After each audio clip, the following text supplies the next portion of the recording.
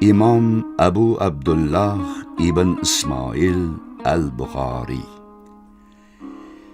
Kurrai zaminda hadis ilmining sultoni, butun dunyoning imomi, barcha muhaddislarning peshvosi degan sharafli unvonlarga muyassar bo'lgan bu tabarruk zotning nomini eshitmagan kishi bo'lmasa kerak.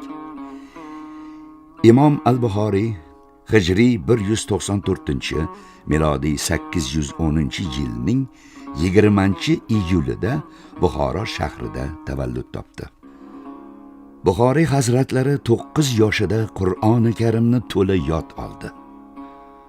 Buxorolik taniqli olim Salim ibn Mujohid shunday hikoya qiladi. Bir kuni do'stim, mashhur olim Muhammad ibn Salom Ayboykandiyning uyiga borgan edim.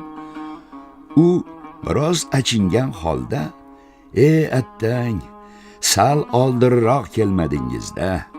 70 ming hadisni yod olgan bir bolakayni ko'rar edingiz", dedi. O'sha zahotiyoq darhol orqamga qaytib ko'chaga chiqdim va xayolchan ketayotgan bir yosh bolani to'xtatib, 70 ming hadisni yod biladigan bola senmisan deb so'rasam, u "Ha, menman. Balki undan ham ko'proq hadis bilaman", dedi beparvolik bilan.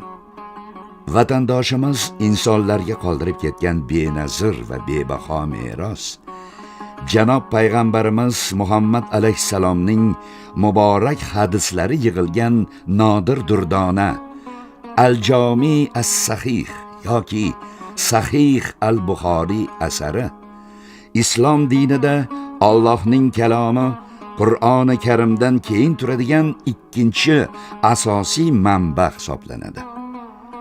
Buxoriy jami 600 ming hadis to'plagan va ularni yod olgan. Buyuk allomamiz safar chog'ida ham, bir shaharda muqim turganda ham hadislar to'plash, o'z bilimini oshirish borasida tinimsiz ishlagan.